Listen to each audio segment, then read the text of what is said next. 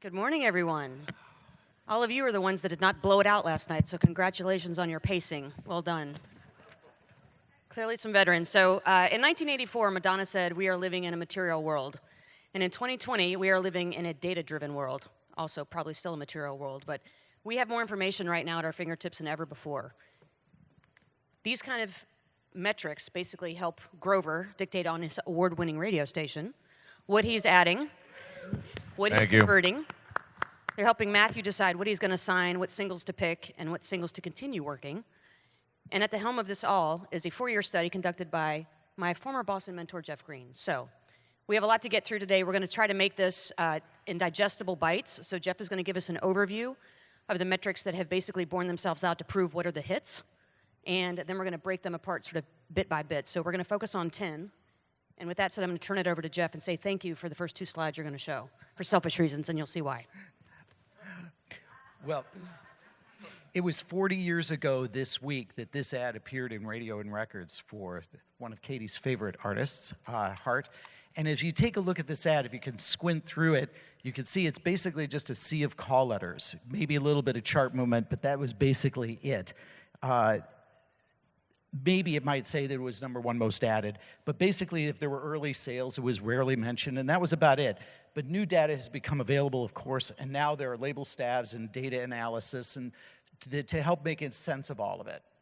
And today, this is an ad that you might see now. This is from early December, and what makes this one interesting is that there's chart position, of course, but you also see national call out by demo, local audience preference data, and information about specific stations, weekly streaming totals, and it shows that all 4 of these statistics rank pretty significantly in influencing new ads and spin increases in our new survey that's in Country Air Check's print pub this week.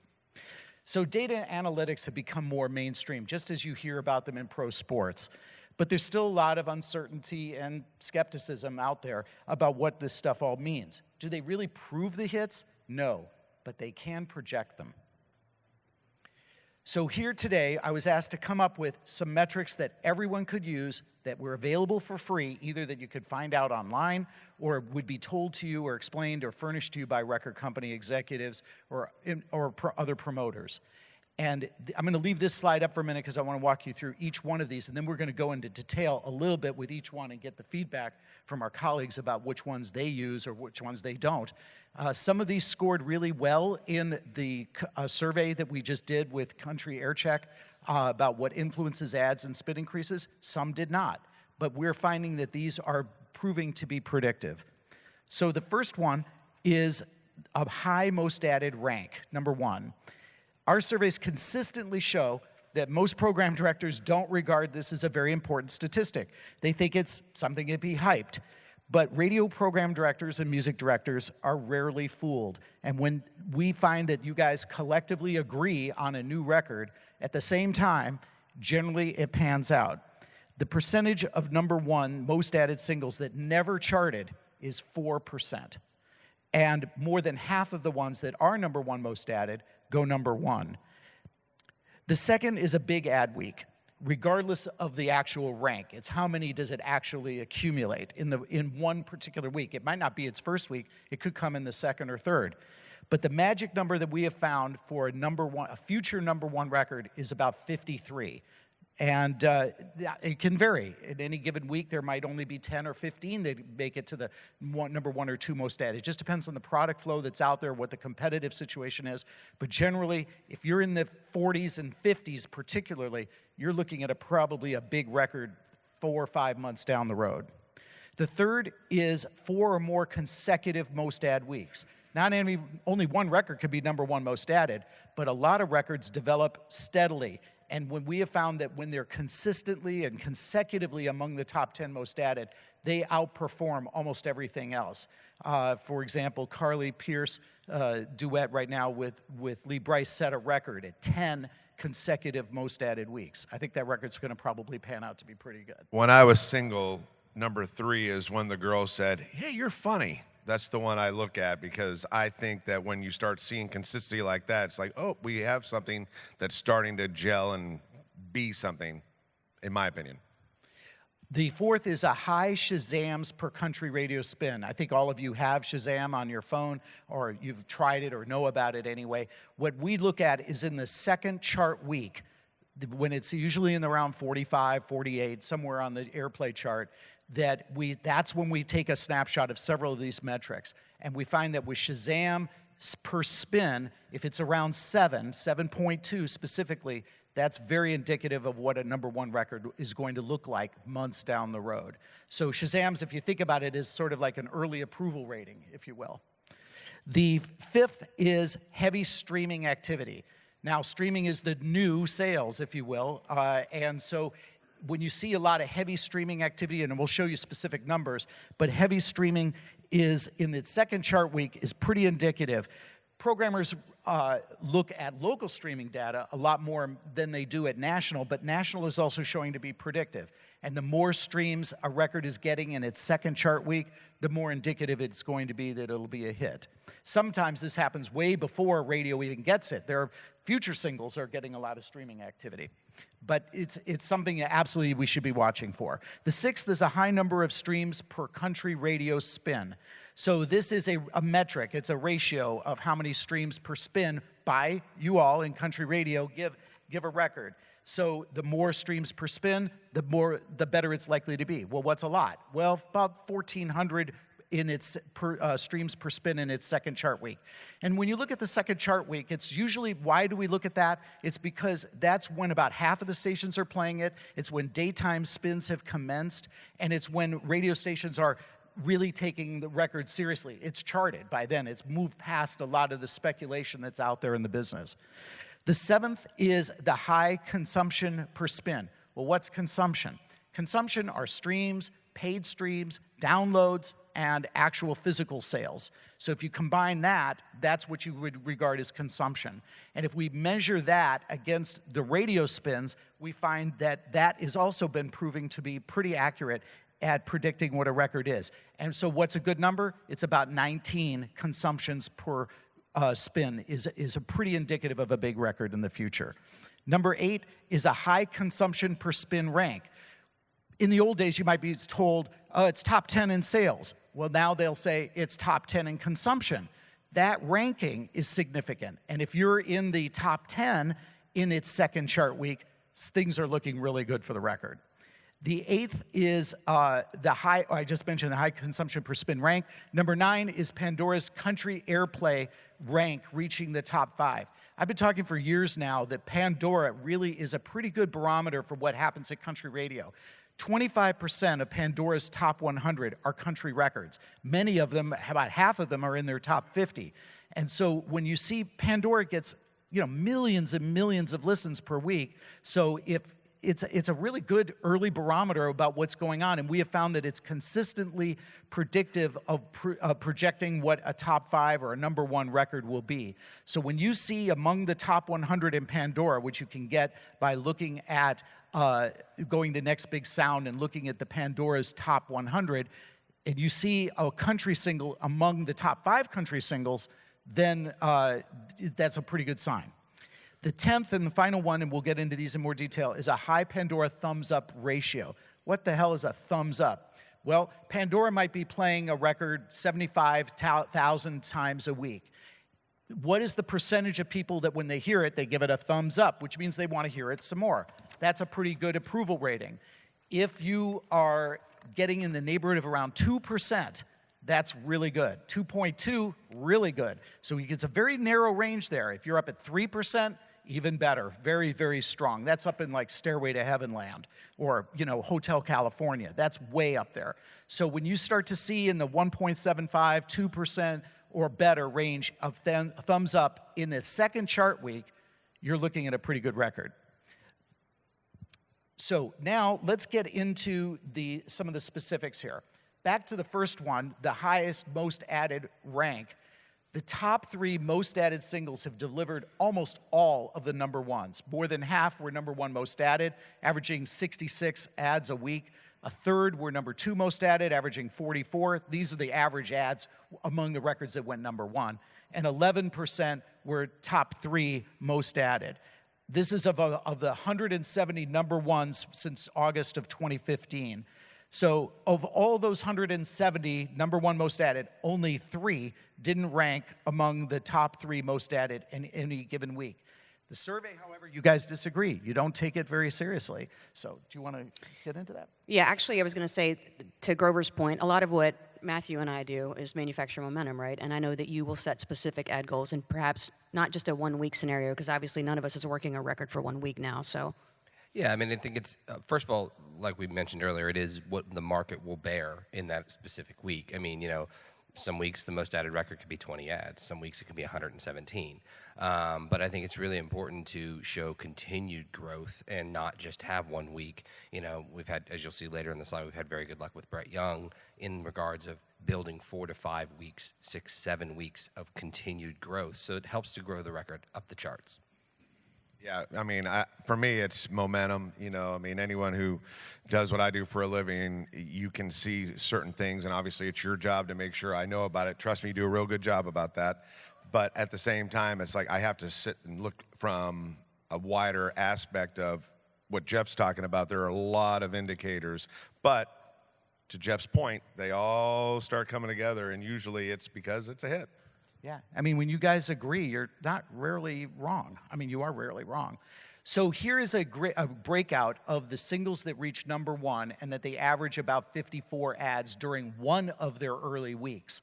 You can see about on the far left of that graph at almost 16%, 80 stations or more went at one time. And then, but it's fairly evenly stratified, as you can see. There's not a giant division here between what average number one record gets in its early, in its biggest ad week. It varies. Some, as you see on the far right, over 11%, almost 12% got fewer than 30 in that particular week. So it breaks out, but that's the 54 average is where it's at. This is what I think what you're talking about, Grover, which is the power of early collective, early momentum. When you see a record getting to be among the top 10 most added week after week, and for us, the magic number is around 4, 100% of them chart, 71% go number one. The average charting single, among those that chart, about 40% go number one. So these records that do 5 or more consecutive top 10 most added weeks outperform the average charting single by almost 2-to-1 ratio. That's pretty significant. So you could see that if you're 4 consecutive weeks, the probability, if you will, a percentage that go number one drops to just below 50%, and it drops considerably lower, so that if you make the top 10 most added list just once, only 4% go number one. Well, and I would say that this is also going to be indicative of more baby acts and mid-level acts. Obviously, a huge superstar is probably going to come out of the gate, especially with the lead single with a massive ad week. So, absolutely, yeah. Okay, so then we take a look at big early Shazams is correlated to big results. So when the records peaked, among the records that we looked at that peaked at number one, and again, we're going back almost 4.5 years now, the average number one had an average Shazams per spin in its second chart week of 8.1. Now, here's the one caveat I will say. Shazam is known because now it's Apple, right? Does not make this stuff available to the general public. So you would need to get this information from the label, but they will certainly be able to furnish that to you so you can actually see how Shazam is doing. But I also think this also shows everything that our gut instincts tell us. People don't Shazam a record they hate. People are going to Shazam something they like. Well, and then the other thing is it is an action. It's an actionable thing. In your busy day and what you're doing, they actually are pulling their phone out. They're going to the app. They're pressing In the old days, button. this is the call me out request line. Now it's Exactly. Shazam. Yeah. a mark of passion, we hope. Exactly.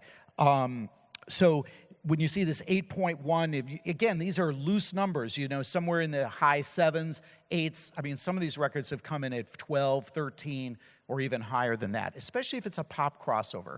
That's when you'll start to see really big numbers in certain cases, like a BB Rexa or something like that can be enormous.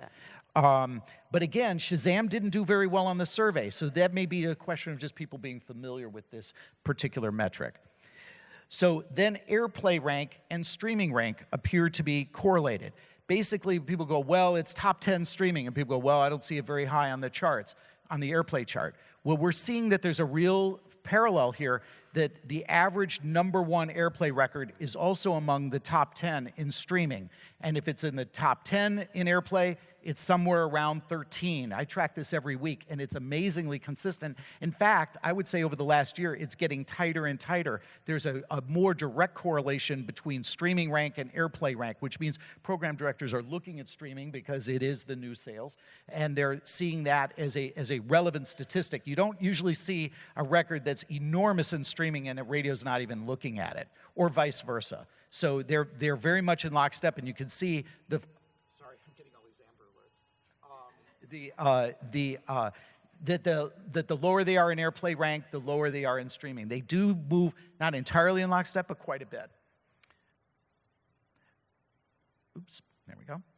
Average streams per week. This is an ever-changing target because streaming keeps rising. But the way to read this is, let's take a look at the average #1 record. In any given week, it's averaging about 6.3 million streams. If it's the #1 streaming record, it's at about 9.6. So there's a gap there, but you can see that they're far ahead of everything else. If you're in the top 10 outside of #1, but in the top 10 in airplay rank, it's getting about 4.6, and in streaming rank, it's 5.3. But take a look at that after that. Once you're outside the top 10, look how closely the top 10 streamers are versus the top 10 airplay records. They're almost identical, which speaks to the point that streaming and airplay rank are becoming closer and closer in their relationship.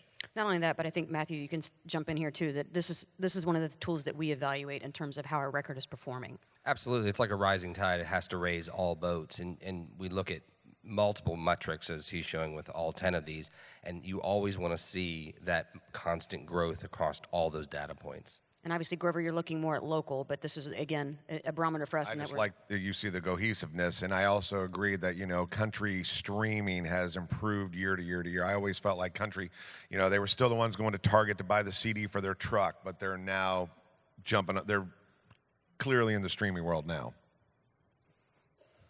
So here is another way to look at this data. Whether you're talking about the chart rank or we're talking about the streaming rank, notice how closely the top 50 songs match each other. The streams per spin is really indicative of hit potential. On the far right, we're going to get into this a little bit more, but I was asked to look at the top 5 records of each of the last 3 years among the Billboard Hot Country charts. And we can see that if you're getting in the streams per spin ratio of, say, 3,000 or more, it looks really big. I mean, the average peaks at 5. The figure in black is really about the national average of a charting single is somewhere around 16 and only 42%. So we could see that a record that's getting 3,000 streams per spin in its second chart week, twice as many go #1 as the average charting single. And if you're one of the biggest records of the year, it's even higher than that. It's approaching 4,000. So when you start being quoted, or if you are looking at streams per spin in the second chart week early on, you could see that 1,500 or better is looking pretty good. 1,200 to 1,500 also pretty good, but the reverse is also the case. Certainly there are records that get very low streams. Certain artists, or particularly older artists, don't stream as actively as younger artists do. We have data on that too. But basically, if you are getting a lot of streams per spin early on, the outcomes are considerably better. Now, consumptions per spin for the future #1s are above average. The top one is the one that matters, in my opinion, the most. It's the easiest to understand. Basically, in the second chart week, the consumptions per country radio spin for future #1s average around 18.5, rounded up to 19, as I'd mentioned a little earlier, whereas all charting singles average closer to 13. So this is getting a little geeky, I know, but when sports teams are analyzing not just yards per catch, but they're looking at yards after contact and stuff like that as metrics to really help differentiate two wide receivers, these are the kind of statistics that are useful and are showing to, as you can see, the rankings absolutely bear out when you're looking at over hundreds of records on how they perform, where they are in their second chart week. Now, we notice that the consumptions per spin drops as the record moves up the chart. Katie was talking about that before on a conference call with us, and it's because, of course, spins are going way up, whereas consumption may be rising more incrementally, and that is why the consumption per spin ratio drops the further the record goes up the chart. Hope that makes sense. Well, and there's also a little contextualizing there, too, I think, because we talked about this on the call, that songs that are out for a long time, for instance, our Jordan Davis Slow Dance in a Parking Lot, technically is 3 years old. So we saw these early indicators when it first came out as an instant grat track, but now this song is effectively 3 years old in the marketplace, but the single is just now inside the top 10 at radio. So there's an element there, and to your point as well, with some of the established artists, you know, they just have a different sort of streaming base.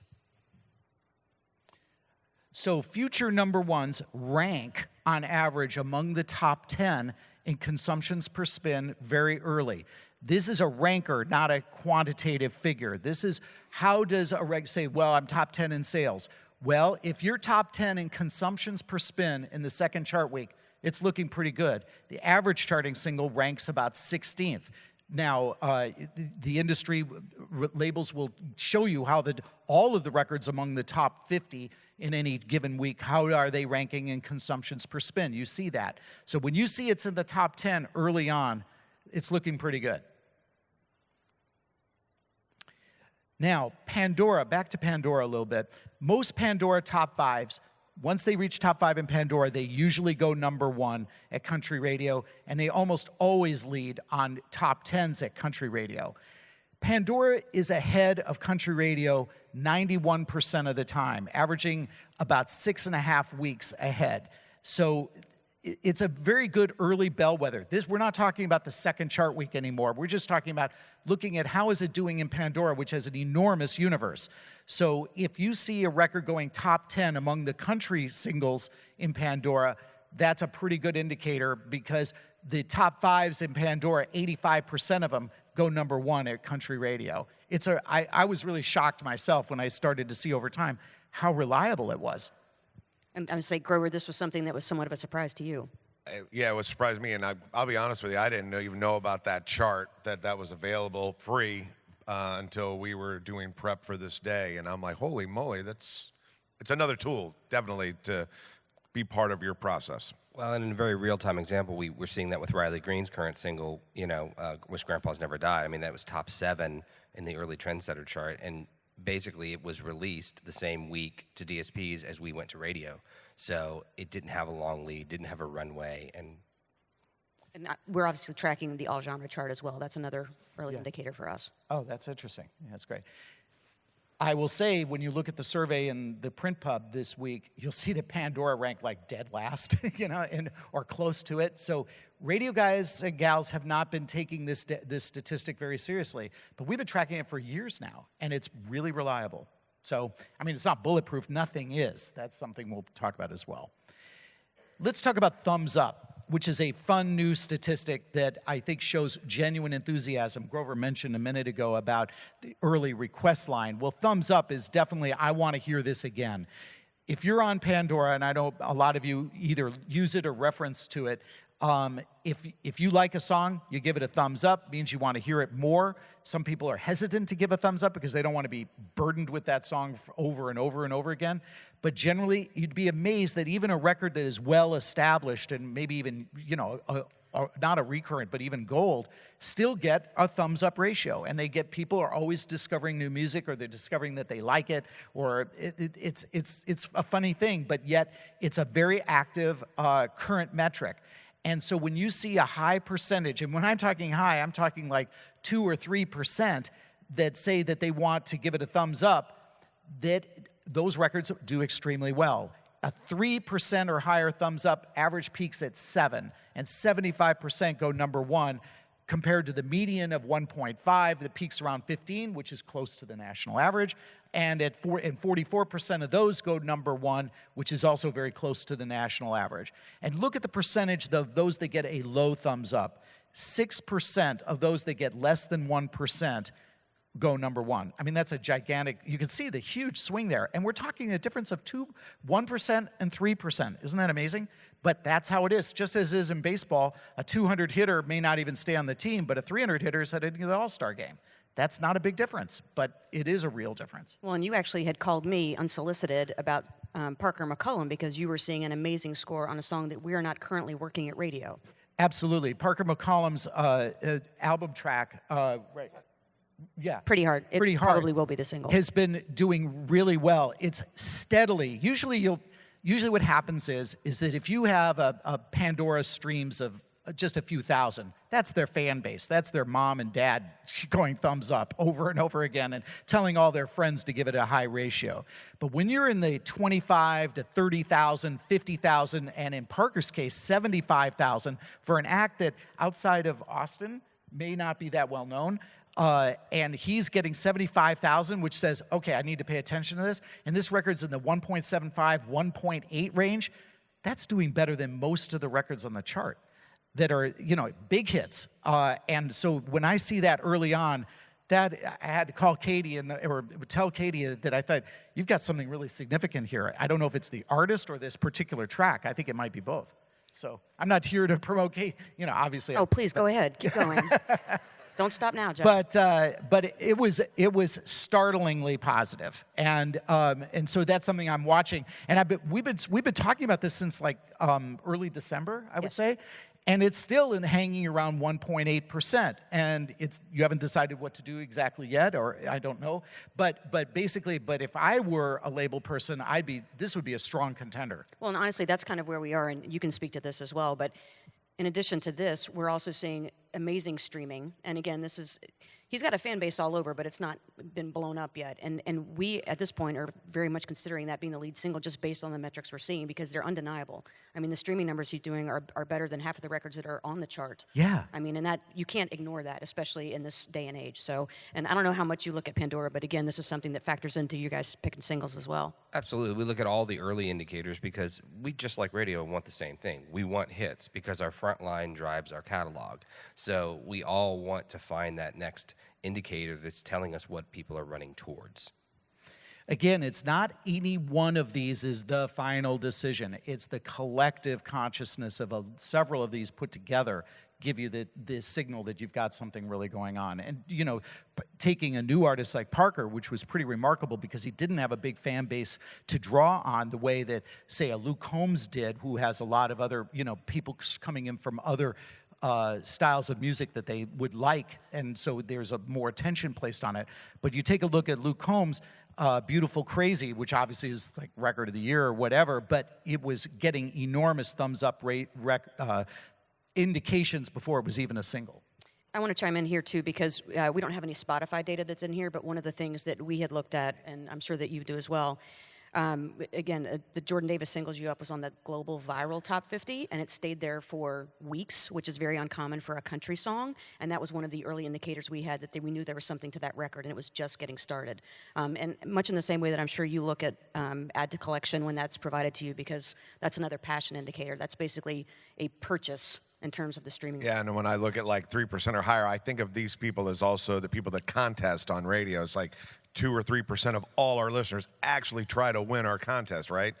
But they're very aggressive. It's the old 80-20 rule. I mean, it goes across from McDonald's to radio to everything. And so, 80% of our ratings come from 20% of our users, and this is basically those people. So they're very aggressive, and they're trendsetters, and they're willingly telling us what they like, which I wish it was a higher percentage, but they're consistent. And remember, this is one of those that you look at that I look at in this second chart week. It doesn't help anybody if I'm looking at it when it's top 10. So this is trying to look at it 4 or 5 months before the record is even in the top 10 in some cases. So what we decided to, what it was asked to do was saying, okay, Jeff, that's all very cool, but let's see how those metrics stack up against the biggest records of the last 3 years. Can you prove your point? Or can you prove the data, if you will? Do the metrics prove the music with the biggest records? So here were the top 15 hits, top 5 for each of the last 3 years in the Billboard Hot Country chart. And the reason we chose this is that this represents not just airplay, but airplay plus streams, plus downloads, plus paid downloads. It's the collective consumption, if you will.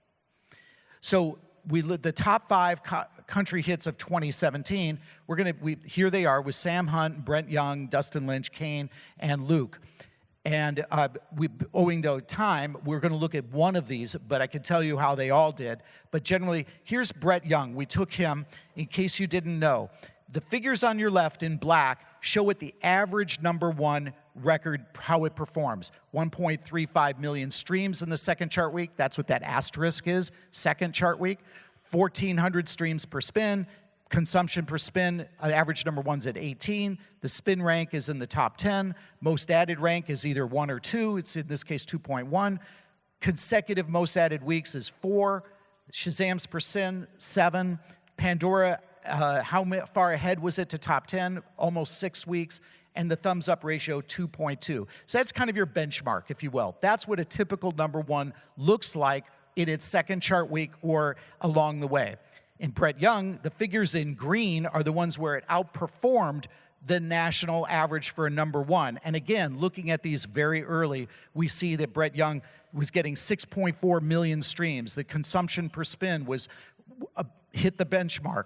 The streams per spin was pretty much on track at 1,200. Most added, it was #1. 34, not a huge ad week, but it was still #1 most added. Consecutive most added weeks, 8. Shazam's per spin, well above the national #1 average. It was 5 weeks ahead on Pandora, and the thumbs up ratio was a ridiculous 4.5. I mean, that's like crazy good. And Matthew, I know that you had a very specific plan in terms of launching the single, so I'd love for you to elaborate a little bit on which of these markers you were trying to hit. Well, I think as we talked about earlier, this record was about a build and making sure that we had a consistent growth every single week. And obviously, again, going back to what the market will bear, I mean, 34 stations was the #1 most added that week. So it may have been a lean week, whatever the case may be, but the amount of weeks we stayed inside the top 10 most added helped to grow this record, and all of the green indicators just continue to show growth every single week. Okay. So I can tell you that the others all did pretty well too. And we have all this stuff available. Don't feel like you have to take notes. I'll send you the deck. CRS will have the deck, and we'll also have it on our website. So don't worry about tracking any of this yourself. So then we looked at the Billboard top Hot Country top 5 hits for 2018 with BB Rexa, Kane Brown, Thomas Rhett, Dan and Shay, and Jason Aldean. And we'll pick one of those. Let's take a look at Kane Brown. And again, the same averages on the left side. And you can see by the green figures on the right that Kane Brown pretty much knocked it out of the park on all of those key metrics, most of them in their second chart week. So we're talking really early on. And Kane was not as big a star then as he is now. Sorry. A lot of missing kids.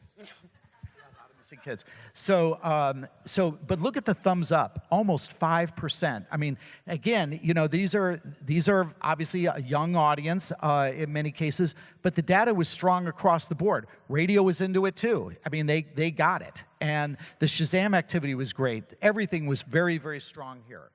So he basically outperformed all the key metrics at #1.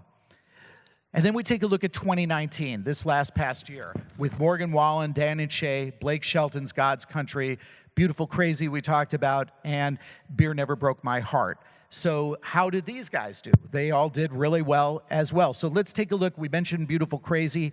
Again, very, very strong early on with 5.2 million streams. I mean, this was happening before radio, but as radio was getting underway, the numbers were super impressive. Streams per spin, 4,500, almost 3 times the average for a #1 record. And how do you not go on a record like this? Consumption is 150% of the average #1. Consumption rank, #1. Most added rank, #1. Most added weeks. Even with 52 in 1 week, a third of the stations going on it at once, it still made most added 4 consecutive weeks. Shazam's per spin, huge. Lead to top 10, not as fast as it would have as most records, because radio got on it in a big way, as you all know. It just skyrocketed up the charts. But the thumbs up ratio, very, very strong. So that's another good example. And Grover, I know that you said that this was almost an immediate reaction for you in testing. I mean, I'm fortunate. I know not every station is fortunate to have their own research, but I mean, it just vetted out everything you're saying. And I agree with, you know, once we know, a lot of this information is for me, it's just like, it just confirms my gut instinct, or it validates my research, which I love, and makes me more comfortable if, let's say, a song is still a little low in the percentage of familiarity, but I see all of, like you're talking about, they're hitting all these bells, it's like they're going to catch up. It's a safe song to, you know, you need to move it up. And that's definitely one of those songs, like, it was a no-brainer, as we all say. And is it still proving to be pretty valuable, right? It's going to be in Power Gold for years, I'm sure. Wow. That one, absolutely. So here's saying, okay, so let's take a look at the big picture here. The average charting single, here are the metrics. Again, you don't need to write this down. We've got them for you. The average charting single, now we're not talking about number ones, but the average charting single, these are what they get in many cases in their second chart week. So then we have what is in blue, what do the average number one metrics look like? Well, they rank a little bit higher. They're most added a few more weeks. The Shazams per spin are considerably better. Streams are higher. Streams per spin are higher. Consumption is higher. Consumption per spin rank is higher. And the Pandora lead is about the same because Pandora is just pretty consistently reliable. And the thumbs up ratio is considerably higher as well. And then we took a look at, now that's overlooking for the last several years. Then we looked at just the past 2019, all of 39 or 40 number one records of the last year, and you can see that the streams actually are getting stronger and stronger, and the streams per spin are getting higher, and the Pandora thumbs up ratio is down a little bit, but it's still pretty impressive, and that's why I was interested in Parker, because he is beating the number one average for 2019. So you can see how these numbers are pretty steady and they're reliable. I threw a couple of them out. I threw Meant to Be out, and I threw 10,000 Hours out because those were giant pop crossovers, and I didn't want them to skew the numbers for you and make things look artificially higher than they actually are. So I had to play with a couple of songs just to try to stabilize the data. And then we tried to look at some current singles, not just the things that went number one, but what's happening now. And I started tracking these last fall, and I just kept them up and said, well, let's see if any of these still make it by the time CRS rolls around. And Riley Green, Morgan Wallen, Chasing You, and Gabby Barrett, you could see now the current media base rank at the numbers in purple at the top. I had to turn in this deck a few days ago, so I don't have Monday's latest rankers, which are up a little bit from there. That's unacceptable. And I'm pretty sure he might know. This guy might know. But you can see, if we look at the numbers in green, if we're taking green as a positive here, you can see that all three of these records are at the 80 to 90% collective positive response for what a number one record is going to look like. So all of these three records are, who knows if they'll all go number one, but they're all tracking impressively. And we picked those because I wanted to find some that were doing well and started seeing, are they actually going to, how well are they going to perform? And they're all doing great. Matthew, for Riley, I want you to speak to that a little bit in terms of what you saw early on to maybe even help pick this single. Well, what's great about the Riley song is obviously he was just performing it live. He performed at an acoustic guitar show one night, and it just started blowing up on streams from that one video from Big Worm, I think was his name, that posted it. And so we literally started to see the metrics from that. We had the ability to go in and put it onto the record and record it, and then, literally put it on DSBs. The next week went for ads, and it's just been growing like, crazy ever since. And so it's just been a great example of how these early metrics have indicated that this is truly going to be a hit record. In full disclosure, the Gabby Barrett I added because of this type of information, because we were not playing that song, and then the consumption. By the way, if you're in radio and you aren't getting a consumption chart by one of your reps that's available, they will do it for you. Trust me, I get it. And this is, for me, a invaluable tool, because if you look at the Gabby Barrett streams second week, 4.2 million, I mean, she is off the chart. I was not playing it, and I saw her consistently in the top 5 consumption in Cincinnati on that song, and I'm like, all right, again, once you start seeing a trend, I'm like, there's something going on here, and sure enough, now my research is vetting out this early indicator, it's a hit. So that's just one of the reasons I added it. It changed my mind on, or not changed my mind, it quickened my decision to put it in because of this. If you think of the second chart week as sort of like a college player's senior year, it's like okay, they're at the draft level. You know, they're on the radar. They're probably going to make the majors, but you don't know how good they're going to be. We want to look at this stuff really early so that it gets on your radar, so you can start to say, okay, now it's time to track it, or at least to ask your label team about it and how it's doing. Got 3 more slides, and here they are. The first, we wanted to look at, okay, that's cool with the newer records, but what's happened so far this year? So we looked at the first 6 number ones. 5 that have gone number 1 and 1 that looks like it will. And so we wanted to look at how are the number ones so far this year panning out. Well, pretty well. We can see Dustin Lynch, Ryden Rhodes, 60% of the metrics that we care about have hit the mark. Some are in the figures in black, suggest they're sort of around average for number 1. Not bad, not amazing, but they're competitive. The only one that was sort of below average were the thumbs up at 1.45%. No big deal there. That's not like 0.6 or something like that. And the Shazam's percent at 5.2. Again, not far from the national average, but the others are really strong. Lady A, what if I never get over you? 80% of these metrics hit the mark. Dan and Shay, 10,000 hours, crazy. You know, 112 ads in 1 week. I mean, that pretty much, I think, told the story. Everybody knew it was a big reaction record. Look at the streams per spin at 20,000 compared to the average at 1,400. Consumptions is like way off the charts. And all the data there was rock solid. As it turned out to be a pretty fast, 15 weeks to number 1, something like that.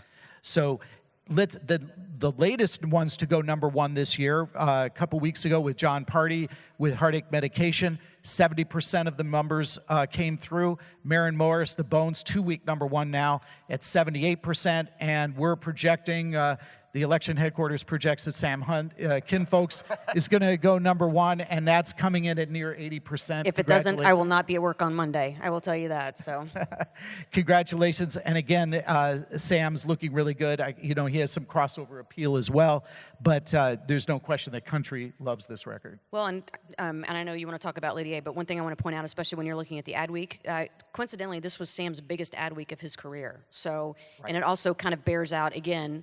A superstar coming back with the first single, huge anticipation versus, as we've talked about, the almost implied July chart freeze or ad freeze that tends to happen. It seems like a few points during the year.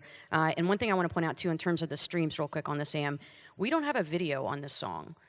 Those count now. Video streams count toward this overall number. So you can see, again, when you're comparing streams overall, video can be driving a lot of that. And I know that you found some interesting info about YouTube. I did. I found out that when we did the survey asking programmers what influenced their decisions on spins or new ads, YouTube was the one that went up. And it's now tied with Spotify as the leading influence.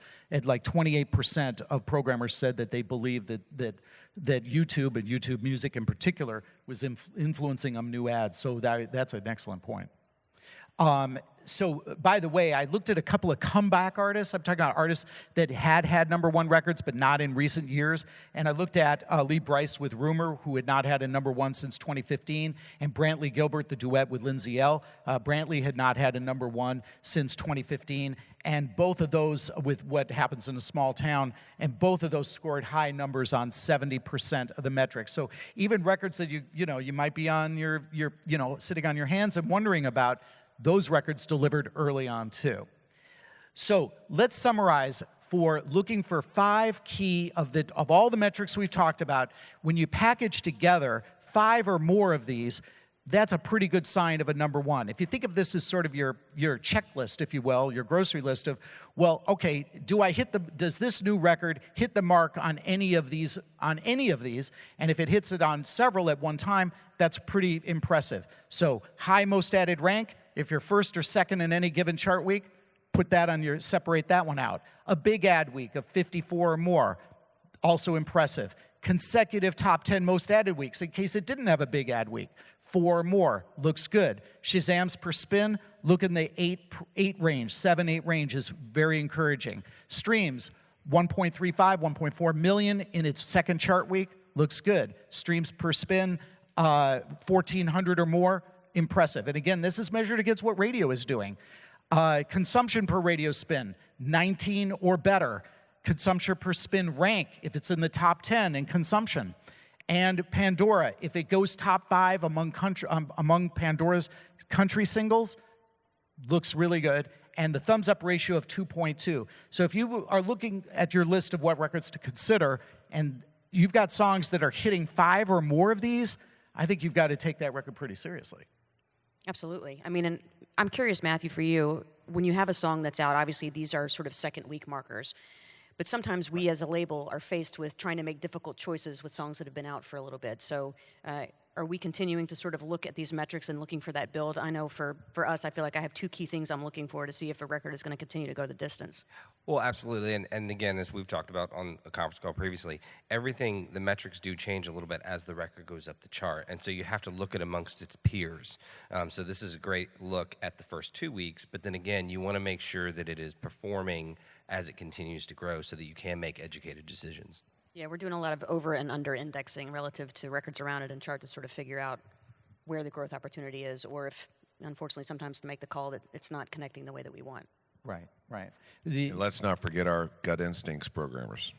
Absolutely, which is still number 1 and number 2. You know, your gut and the stature of the artist. Those are more important to you all than any of this data is. You know, it's just how that's your golden ears and something that we all wish we had. So. So that's the heart of it. There may be new metrics that you guys look at. I'm all ears. We're a working lab. We don't get paid anything to do this research. It's something we do to promote the industry and to help CRS and help all of you. So if there's metrics that you're doing that you think that we should be researching, and like the viral top 50, that's a fun new one I'm going to want to get into. But if you want a copy of this deck, or you have some metrics that you'd like us to start analyzing that you think are predictive for you and are worth taking a national look at or regional look at, we're all ears. I think it'd be fun. Fantastic. Thank you, everybody. Appreciate it. To Grover's point, music is supposed to be something that hits you in the feels, and that's why we do what we do. So, again, take this with a grain of salt. It's art. For all of us. But appreciate your time. And again, Jeff will be available. You can reach out to him if you've got specific questions or to get a copy of this deck. And we thank you for showing up bright and early this morning.